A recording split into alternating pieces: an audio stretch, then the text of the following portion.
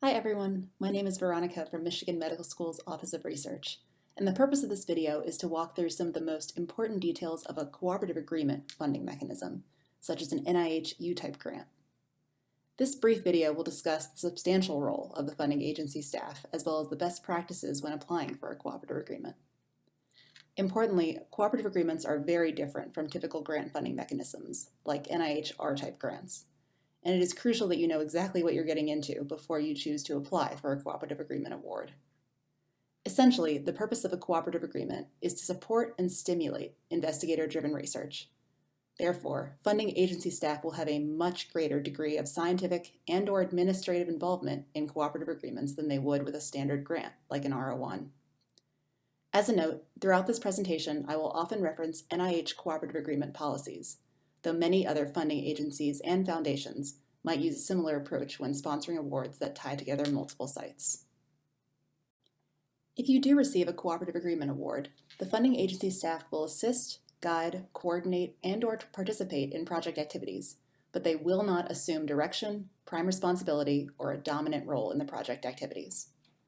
The programmatic involvement of the funding agency may include, but is not limited to, some of these following duties, including regular monitoring of a project staff training and appointment, approval of stages of project advancement, as well as analysis and publication of the study findings. It is important to carefully review the funding opportunity announcement before you apply, so you can be sure that you are aware of and prepared for any specific requirements or involvement of the funding agency. For orientation, within the Award Administration section of the funding opportunity announcement, you can find a comprehensive description of the duties and requirements of all parties in a cooperative agreement. These include the explicit duties of the awarded principal investigator, seen here, as well as the explicit duties of the funding agency staff. Keep in mind that certain cooperative agreements may require both scientific and administrative or programmatic involvement from the agency. Finally, the FOA will also list the duties and responsibilities that are shared by both the funding agency and the awarded principal investigator, also known as joint responsibilities. It is important that you consider and agree with all of these before considering whether to apply for the cooperative agreement in question.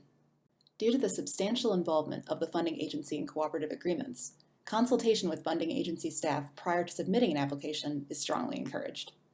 For NIH U-type grants, consultation with program staff is suggested as soon as possible, often at least 12 weeks prior to the application due date.